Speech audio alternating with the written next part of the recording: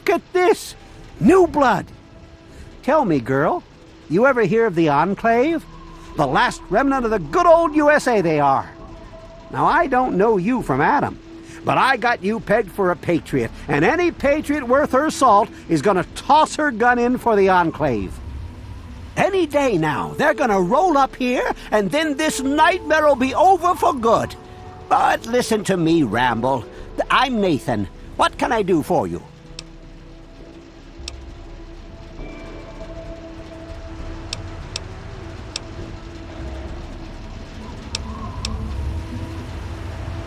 They're the American government, the Eagle, People Comma Weather, the more perfect union. They're on the radio. They have been for years. President Eden talks about everything they're doing. They got flying robots all around, watching everything so they know what to do when they finally swoop in and clean this place up. You'll see. People think I'm just a crazy old man. Things will be different when the Enclave gets here. Why? Why? Look around you. This is the good old USA. Sure, she looks a little bit different these days, but you're still on American soil. And even if you were born in some underground vault, you were born under the United States, which makes you an American. And it's your duty and my duty to support our country and our president, no matter what. Understand?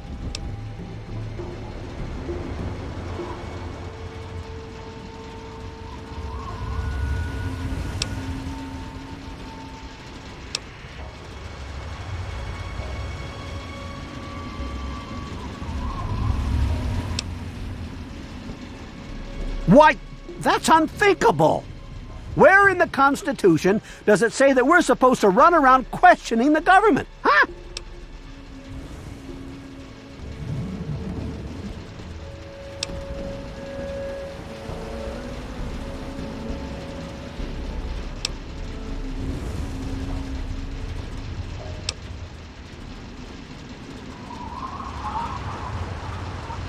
Well, when you put it that way, wait. You're just trying to confuse me with your fancy vault education and your textbooks. I'll have none of it. Did you have something else you wanted to ask, or were you done with your crazy talk? Anytime you want another lesson, come on by. God bless the Enclave. Information I got, but it'll cost you.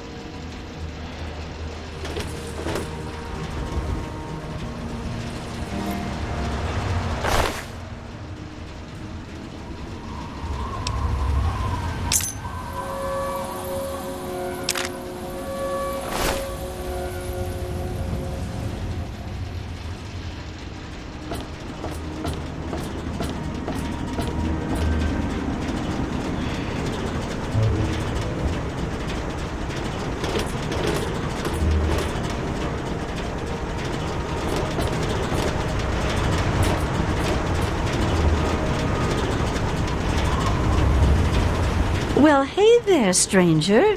I'm Manya. The old coot wandering around here is my husband, Nathan. If there's anything we can help you with, ask me. Don't ask Nathan. He'll just blabber at you about the damned Enclave all day. I can tell you just about anything you want to know, honey. Megaton's history ain't no secret. Long ago, before the war, there used to be machines. They were like buses, but they flew through the sky, taking people anywhere they wanted to go. You didn't have to walk. You just went to the air station, bought a ticket, and took to the skies. Anywhere in the world, you just up and flew there. When the war happened, the machines started dropping from the sky. Everyone around here thinks that the bomb made the crater, but it didn't. The crater provided good cover from the dust storms. And when my daddy and the rest of the town decided to build the walls, they used what they had.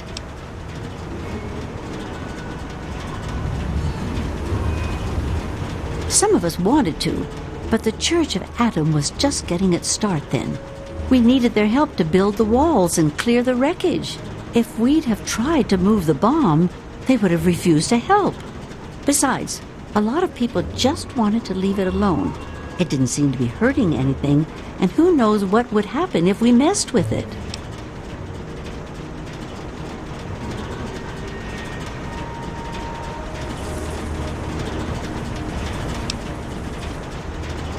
Good eye. You're right, honey. There are.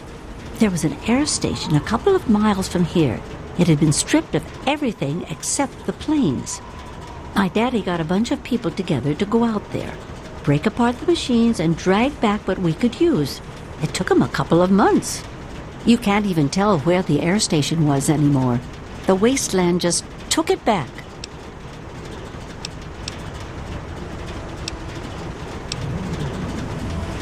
It's a hell of a lot easier than trying to find enough parts to build walls and houses from nothing.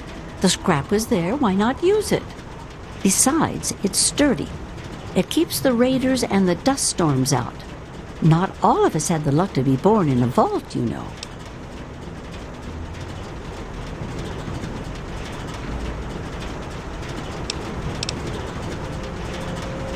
Sure thing, hon.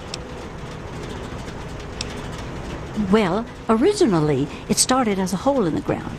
My pappy talked about how his father and the original settlers just hid in this crater.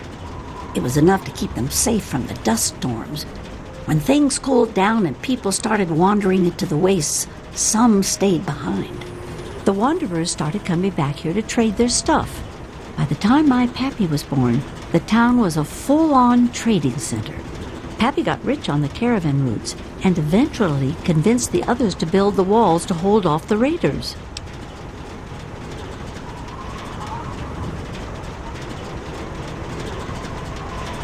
Well, the raiders for one. Once the town got big enough, they'd wait until the traders and their guards were away, then come in and clean us out. Now, the super mutants, they were a whole other breed of problem. They'd kill us if they had to, but mostly they tried to drag people away, alive. So, eventually, my father did something about it. Him and a few others organized the traders and the citizens and built the walls. So we're pretty safe now. Still, I wish those Brotherhood of Steel fellers hadn't hit on such hard times. They really helped keep the wolves at bay. Not at first. It was a collection of people trying to get into the vault, people worshipping the bomb, and a few other refugees. Then the traders came. Now the caravans take care of most of the trading, but before they were set up, it was all Megaton. I worked on the caravans with my father for a while. That's how I met that worthless bag of liver spots I call a husband. No, space is limited these days. You see all of these people wandering around here? They live up in the common house and aren't really citizens.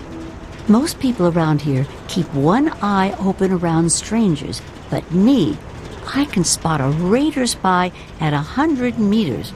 I'm not worried about it at all. But if having meetings and pretending to vote on things makes the others feel safer, so be it. If you say so, honey.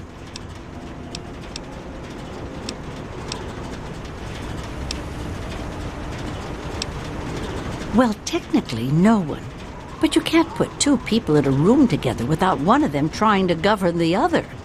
But it depends on who you ask. Lucas Sims appointed himself the sheriff.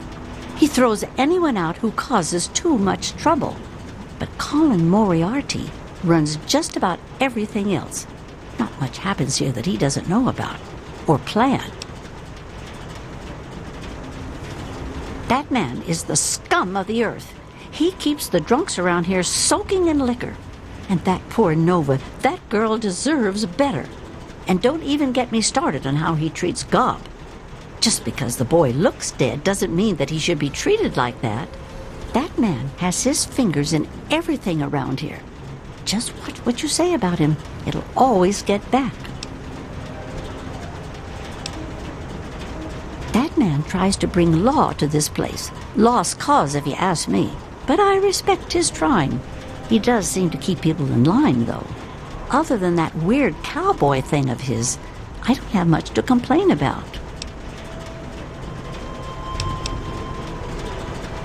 All right, then. Anything else you wanted to know? I was born here, actually, just like my pappy. Oh, for a while I helped him scavenge, and then later on his caravan. But traipsing around the wasteland is work for young people.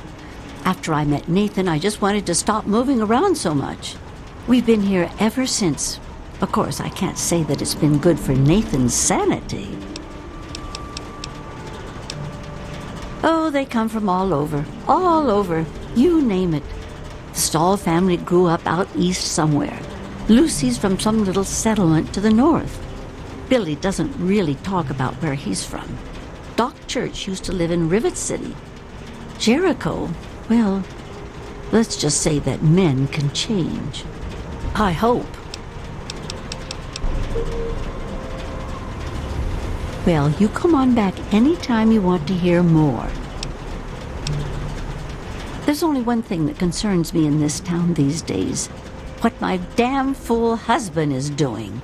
He wanders around here all day and all night, preaching about the Enclave and trying to get parts for his guns. I'm not sure who's the bigger fool, him or me. After all, I married him. Send Nathan home if you see him.